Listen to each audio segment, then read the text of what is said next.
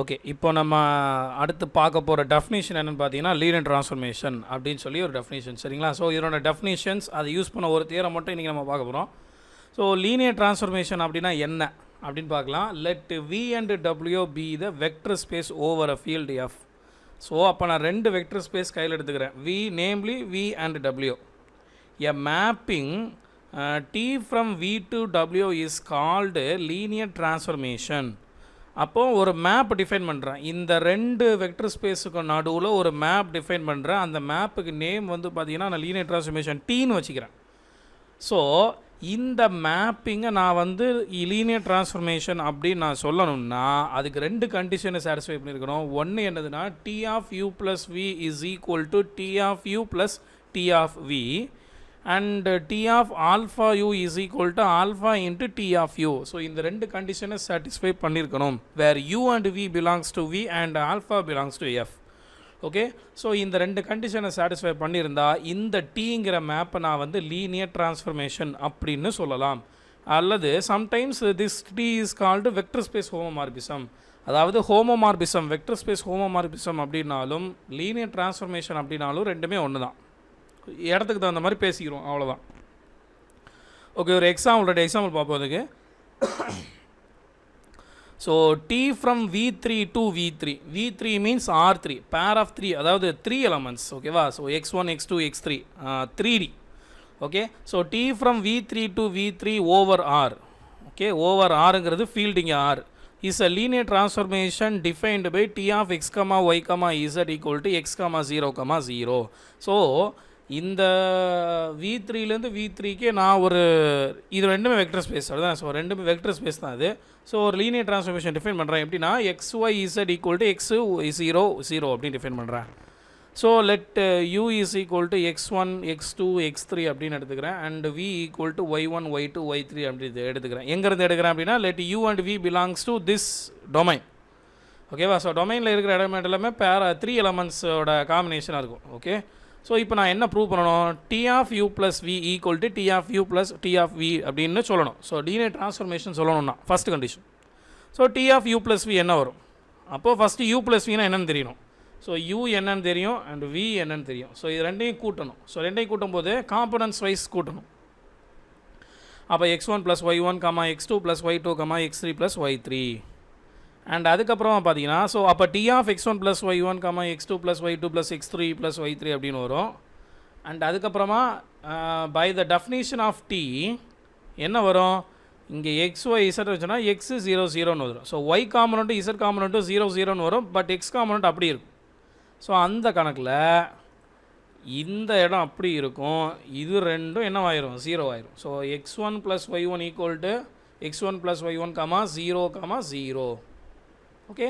So இந்த x1 plus y1 0 0 நான் எப்படி எழுதலாம்னா x1 0 plus 0 plus y1 0 plus 0ன்னு பிரித்து எழுதலாம். ஸோ இதை வந்து நான் டி ஆஃப் x1 அதாவது டி ஆஃப் x1 x2 x3ன்னு எழுத முடியும். இதை டி ஆஃப் y1 y2 y3ன்னு எழுத முடியும். பிகாஸ் இங்கேருந்து இங்கே யோசித்து பாரு. அதாவது இங்கேருந்து இப்படி கீழேருந்து மேலே யோசித்து பாரு. டி ஆஃப் x1 x2 x3னா என்ன அர்த்தம்? x1 0 0ன்னு வரும். டி ஆஃப் y1 y2 y3னா டி ஆஃப் y1 0 0 அப்படின்னு வரும். அப்போது x1 x2 x3 நான் யூன்னு எடுத்திருக்கேன் அண்ட் y1 y2 y3 நான் வின்னு எடுத்திருக்கேன். ஸோ எனக்கு டி ஆஃப் யூ ப்ளஸ் வின்னு ஸ்டார்ட் பண்ணால் கடைசியில் T of you plus T of இயில் வந்து நின்றுது. முதல் கண்டிஷன் சாட்டிஸ்ஃபை ஆயிடுது. ஸோ ரெண்டாவது கண்டிஷன் என்ன? ஓகே. இப்போ ஆல்ஃபா இந்த வாரம் இப்போ T of alpha belongs to F and alpha U. ஓகேவா? அண்ட் ஆல்ஃபா யூ என்னங்கிற கண்டுபிடிச்சி வச்சுக்கிறேன். ஸோ யூ ஆல்ரெடி என்னன்னு தெரியும். ஸோ ஆல்ஃபா யூங்கிறது alpha x1 alpha x2 alpha x3. இப்போது ரெண்டாவது கண்டிஷன் இது டி ஆஃப் ஆல்ஃபா யூ என்னங்கிறத கண்டுபிடிக்கிறேன். ஸோ டி ஆஃப் ஆல்ஃபா யூங்கிறது T of alpha x1 alpha x2 alpha x3. By the definition of the T அது வந்து என்னவா மாறும்னா ஆல்ஃபா x1 0 0வாக மாறும். அண்ட் இதிலிருந்து ஆல்ஃபாவை காமனாக வெளியெடுக்கலாம். ஸோ ஆல்ஃபா x1 0 0 அப்படின்னு வந்துடும். தென் இந்த x1 0 0வா நான் D of x1 x2 x3 அப்படின்னு எழுதலாம். ஸோ இந்த டி அந்த x1 x2 x3 நான் யூன்னு எடுத்திருக்கேன். ஸோ இப்போ ஆல்ஃபா டி ஆஃப் யூ. அப்போ T into alpha U equal to alpha T of U அப்படின்னு வருது. ஓகே. இந்த ரெண்டு கண்டிஷனையும் இந்த நான் டிஃபைன் பண்ண அந்த மேப்பு வந்து சாட்டிஸ்ஃபை பண்ணுற காரணத்தினால அந்த T from V to W V3 to V3ங்கிறது எனது லீனியர் ட்ரான்ஸ்ஃபர்மேஷன் அப்படின்னு சொல்கிறோம். ஓகே, ஸோ எக்ஸாம்பிள் 2 பார்ப்போம். T from R to R over R by T of X equal to X square. ஓகேவா? ஸோ ஆறுங்கிற வெக்டர் ஸ்பேஸு, இதுவும் வெக்டர் ஸ்பேஸ் தான், over R field. So நான் டிஃபைன் பண்ணுறேன், ஒரு மேப் டிஃபைன் பண்ணுறேன், T of X equal to X square அப்படின்னு சொல்லி. ஸோ இது வந்து லீனியர் ட்ரான்ஸ்ஃபர்மேஷனாக அப்படின்னு நம்ம செக் பண்ணணும். ஸோ அப்போ T of X plus Y check பண்ணணும். So T of X plus Y equal to T of X plus T of Y அப்படின்னு வரணும். ஸோ அப்போ T of X plus Y equal to X plus Y whole square by the definition of the map. So அப்போ X plus Y whole ஸ்கொயரை நான் எப்படி எழுதலாம்? X square plus Y square plus 2xy அப்படின்னு எழுதலாம். But this is not equal to T of X plus T of Y, because X square வந்து T of X தான், Y square வந்து T of Y தான். But கூட 2xy வர்றதுனால நம்ம ஒன்றும் செய்ய முடியாது. So T of X plus T of Y not equal வந்துடுது. ஸோ இது ரெண்டும் நாட் ஈக்குவலுங்கிற காரணத்தினால நம்மளால் இது லீனியர் ட்ரான்ஸ்ஃபர்மேஷன் அப்படின்னு சொல்ல முடியாது. ஓகே, அண்ட் அதுக்கப்புறம் மூணாவது எக்ஸாம்பிள் பார்த்தீங்கன்னா T from V to W by T of V equal to 0 for all V belongs to V. So this is the constant function அப்படின்னு சொல்லுவாங்க. டொமைனில் உள்ள எல்லா எலமெண்ட்டும் கோடொமைனில் உள்ள ஒரு சிங்கிள் எலமெண்ட்டுக்கு மேப் ஆச்சுன்னா that is known as constant function. So நான் இங்கே 0க்கு மேப் பண்ணுறேன். So this is the constant function. இந்த ஃபங்க்ஷன் ஒரு linear transformation. This is also known as trivial linear transformation அப்படின்னு சொல்லுவாங்க. இது ஒரு ஸ்பெஷல் கேஸ் லீனியர் ட்ரான்ஸ்ஃபர்மேஷனில். அண்ட் ஆல்சோ ஐடென்டிட்டி மேப்னா நமக்கு என்னன்னு தெரியும்.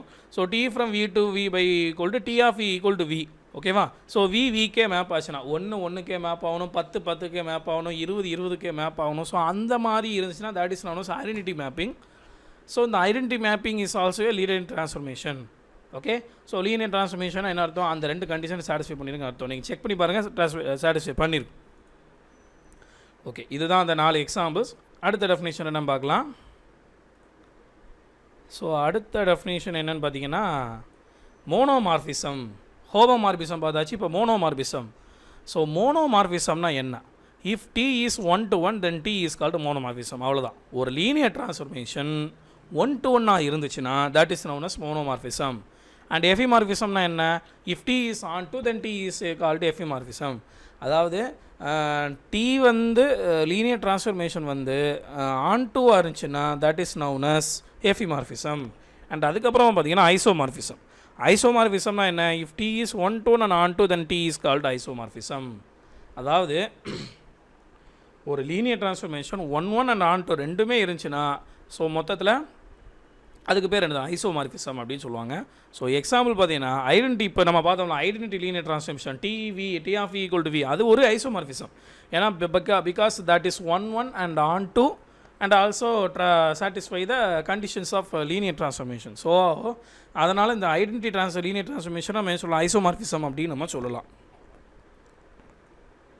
ஓகே, அண்ட் அதுக்கப்புறமா பார்த்தீங்கன்னா ஒரு தியரம் இருக்குது. So let T from V to W be the linear transformation. Okay, so linear transformation அப்படின்னு சொல்லிட்டாரே டக்கு நம்ம மைண்டுக்கு வர வேண்டிய விஷயம் இந்த ரெண்டு கண்டிஷன். ஓகே, இப்போது டி ஆஃப் வி அப்படிங்கிற செட் என்னது? டி ஆஃப் வி, அதாவது டி ஆஃப் விங்கிறது பெருசு, முதல்ல போட்டிருக்குது கேபிட்டல் லெட்டர். ஸோ அப்புறம் equal to T of V where V belongs to V is a subspace of W அப்படின்னு சொல்கிறோம். அதாவது அந்த ரேஞ்ச், அதாவது நீங்கள் ஃபங்க்ஷன் படிச்சிருக்கும்போது ரேஞ்சுனா என்னன்னு தெரிஞ்சால் உங்களுக்கு புரியும். அந்த ரேஞ்சு தான் இங்கே எழுதியிருக்கு. ஸோ ரேஞ்சில் என்னன்னு தெரியல அப்படின்னா கேளுங்க, நான் சொல்கிறேன். ஓகே, அது வந்து ஆக்சுவலி ஃபஸ்ட் இயர்லேயே படிச்சிருப்பீங்க, இன்னும் சொல்லப்போனால் ஸ்கூல்லேயே படிச்சிருப்பீங்க. Okay, T of V equal to T of V such that V belongs to V is a subspace of V. நீ என்ன டிஃபைன் பண்ணாலும் இந்த டி ஆஃப் வின்னு ஒரு செட் ஒன்று வரும். அந்த செட் எங்கே இருக்குன்னா டபிள்யூவில் இருக்கும். ஸோ அது வந்து சப்ஸ்பேஸ் அப்படின்னு சொல்கிறாங்க. ஓகே, ஸோ நமக்கு தெரியும் சப்ஸ்பேஸ் அப்படின்னா என்னென்ன கண்டிஷனை சாட்டிஸ்ஃபை பண்ணியிருக்கணும் அப்படின்னு நம்ம தியரம் 2-3 தியரம் பார்த்துருக்குறோம் நம்ம. ஸோ நம்ம இப்போ என்ன தியரம் யூஸ் பண்ண போகிறோம்னா அடிஷன், அதாவது 2 எலமெண்ட்டை கூட்டினா அந்த செட்டில் இருக்கணும். And scalar multiplication alpha into V belongs to அதே செட்டில் இருக்கணும். ஸோ இந்த 2 கண்டிஷனை சாட்டிஸ்ஃபை பண்ணால் சப்ஸ்பேஸ் அப்படின்னு சொல்லி ஏற்கனவே நம்ம பார்த்துருப்போம். ஸோ அந்த கண்டிஷனை இப்போ நான் யூஸ் பண்ணிக்கிறேன். So let W1 W2 belongs to T of V. So இந்த டி ஆஃப் வியை தானே நான் வந்து சப்ஸ்பேஸ் சொல்லணும். ஸோ அந்த சப்ஸ்பேஸ்லேருந்து 2 எலமெண்ட் எடுக்கிறேன், W1 W2. அண்டு வழக்கம் போல் alpha belongs to F, scalar ஃபீல்ட்லேருந்து எடுக்கிறேன். இப்போது இந்த டி ஆஃப் வியிலேருந்து எடுக்கிற ஒரு எலமெண்ட் எப்படி இருக்கும் அப்படிங்கிறத நம்ம பார்க்கணும். So then there exist v1 v2 belongs to v such that vனா இங்கே டொமைனில் okay v such that t of v1 equal to w1 t of v2 equal to w2. w1 அப்படின்னு இருக்குன்னா அண்டர் திஸ் மேப் v1ங்கிற எலமெண்ட்டுக்கு w1 map ஆகும், v2ங்கிற எலமெண்ட்டுக்கு w2 map ஆகும்னு அர்த்தம். தலைகீழாக நம்ம வந்து பார்க்கணும். ஓகேவா? ஓகே, இப்போ அடுத்து இந்த ரெண்டு எலமெண்ட்டையும் கூட்டும் போது கிடைக்கிற எலமெண்ட் இங்கே இருக்கணும். ஸோ இது முதல் கண்டிஷன், சப்ஸ்பேஸுக்கான முதல் கண்டிஷன். ஸோ அதே வழக்கம் போல் w1 + w2 ரெண்டையும் கூட்டுறேன். That is t of v1 + t of v2 is equal to என்ன வரும்? t of v1 + v2. ஏன் t of v1 + t of v2 equal to t of v1 + v2 எப்படி எழுத முடியும்? Because t is linear transformation. முதலே சொல்லிட்டான் t is linear transformationங்கிறதுனால நான் என்னால் இப்படி எழுத முடியும். ஸோ v1 + v2 எங்கே இருக்கும்? நல்லா கவனிங்க, ஏகப்பட்ட விஷயம் இதில் புரிஞ்சு கிடக்கு. ஸோ v1 + v2 அப்படிங்கிறது எங்கே இருக்கும் அப்படின்னா வியில் தான் இருக்கும். ஏன்னா v1 v2 ரெண்டுமே வெக்டர் ஸ்பேஸில் இருக்கும். பட் வெக்டர் ஸ்பேஸ் வந்து closed with respect to addition. So v1 + v2 எங்கே தான் இருக்கும்? வெக்டர் ஸ்பேஸில் இருக்கும். தட் இஸ் டொமைனில் இருக்கும். அந்த v1 + v2க்கும் ஏதோ ஒரு மேப் ஆகும் டபிள்யூவில். அப்போது t of v1 + v2ங்கிறது மேப் ஆகிற ஒரு எலமெண்ட். ஸோ அது அப்போ எங்கே இருக்கும்? t of vயில் இருக்கும். ஸோ அப்போ வந்து ரெண்டு எலமெண்ட்டை நான் t of vயிலேருந்து எடுக்கும்போது கிடைக்கிற எலமெண்ட்டும் t of vயில் இருக்குது. So that is first condition satisfied. And அதுக்கப்புறமா ஸ்கேலார் மல்டிப்ளிகேஷன் இருக்கான்னு பார்க்கணும். Alpha × w1 is equal to alpha × w1 t of v1 எழுதிக்கலாம். And alpha × t of v1 t alpha v1 எழுதிக்கலாம். Because t is linear. இது வந்து ரெண்டாவது condition. இது வந்து லீனியர் ட்ரான்ஸ்ஃபர்மேஷனோட ரெண்டாவது condition. And alpha t1 alpha v1 எங்கே இருக்கும்? ஆல்ஃபா v1ங்கிற எலமெண்ட்டு ஆல்ரெடி டொமைனில் இருக்கும். Because v is a vector space. அதனால் ஸ்கேலார் மல்டிப்ளிகேஷன் சாட்டிஸ்ஃபை பண்ணியிருக்கும். ஸோ இங்கே சொல்லியாச்சு, v இட்ற வெக்டர் ஸ்பேஸ் டொமைன் வந்து. ஓகே, ஸோ அப்போ இந்த ஆல்ஃபா v1 எங்கே இருக்கும்? ஆல்ஃபா v1 வியில் இருக்கும். அப்போ t ஆஃப் ஆல்ஃபா v1ங்கிறது அதனோட அண்டர் திஸ் மேப் வந்து எங்கே இருக்கும்?